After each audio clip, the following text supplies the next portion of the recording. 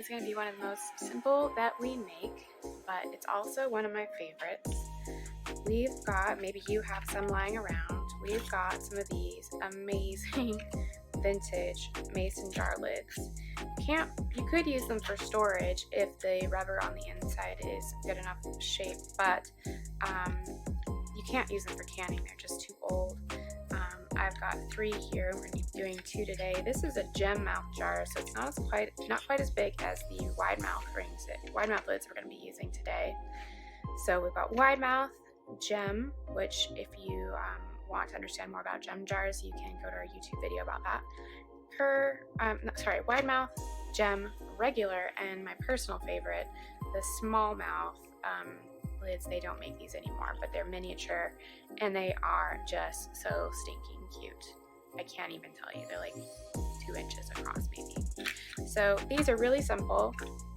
We have done another version this year that we have started doing custom stickers on modern mason jars. So if you are modern mason jar lids, so if you've got a mason jar lid that has just like a whatever design, it's not very pretty to look at, but you've used it for canning and you can't reuse it for canning, then we can use the plain lids for ornaments, and you can put stickers on, or you could cut a piece of paper and glue it on, and you can use those. You can use those as well. So I just wanted to show you that. So today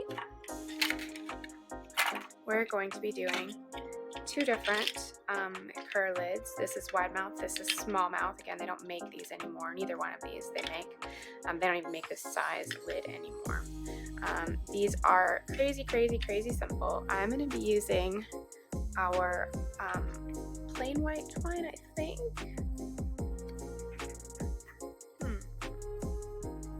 I think we'll just go with the plain white. Black would actually look really nice, but I don't have that. So this guy you're going to mark. I guess we don't need to mark these, we can see through them, so we know where the top's going to be of these guys. You know what? I am going to mark it because, let's see if this guy works. If we want to look at the tops to line them up, we might not know where that's at once we flip them around. So I'm going to mark the tops of these. This is an alcohol-based marker, so it will come off with rubbing alcohol if you want to get that off. And these guys I'm going to be doing, let's see here, how much string do we put? I always like to leave myself extra, so I'm going to cut about that much. I really like to separate the thread on these and not just glue it together. It helps even everything out when you're gluing both pieces together. So right now we're just going to get that string in here, and I'm going to push that a little bit once it's not so hot, flatten it out, and then I'm going to take these strings here and I'm going to look for my top marking. There it is. You can see how this is important from here. It's a little hard to distinguish where I want the top to be when it's backwards. So I'm going to put a little dab of glue, about a 1/4 inch on either side of that center marking, and then I'm going to lay my string on top. Oops. And I'm just going to tuck that in there. So now we've glued it on where there's a bit of separation there.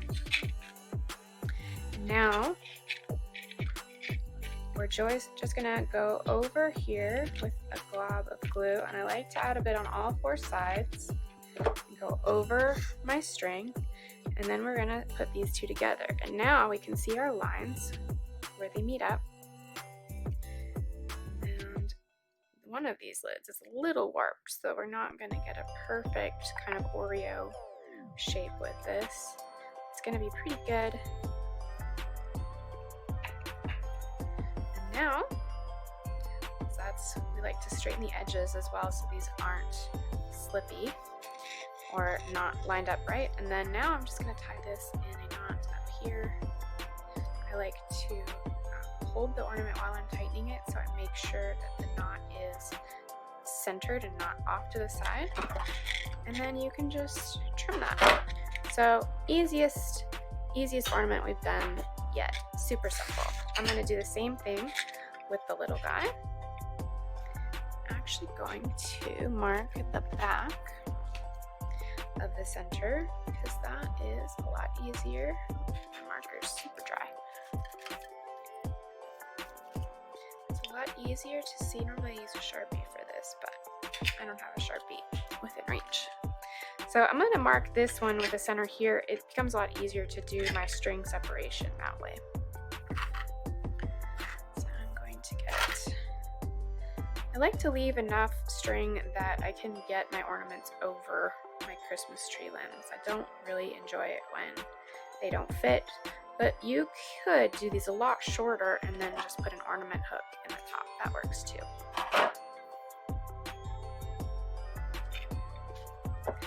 Again, I'm going to put like a line of glue here, and I'm going to put my string all the way to the bottom, but through that glue. And then we're going to flip that around. I like to pre-separate the strings there. And put a dab of glue and a dab of glue. And those ones just sit right down there. Love all the little spider webs you get with hot glue.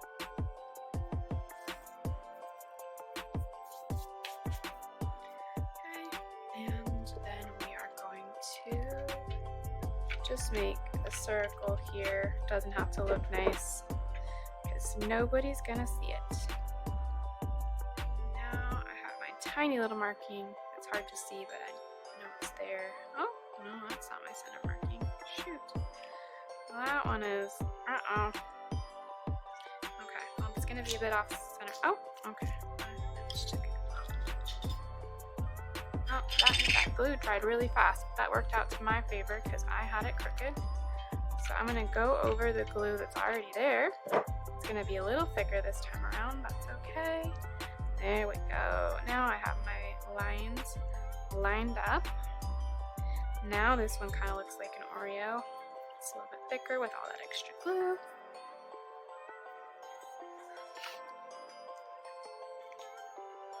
And then again, we're just going to tie this guy,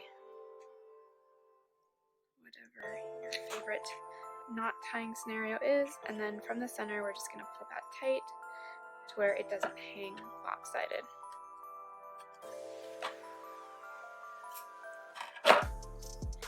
And there you have it. Little mini me matching ornaments from vintage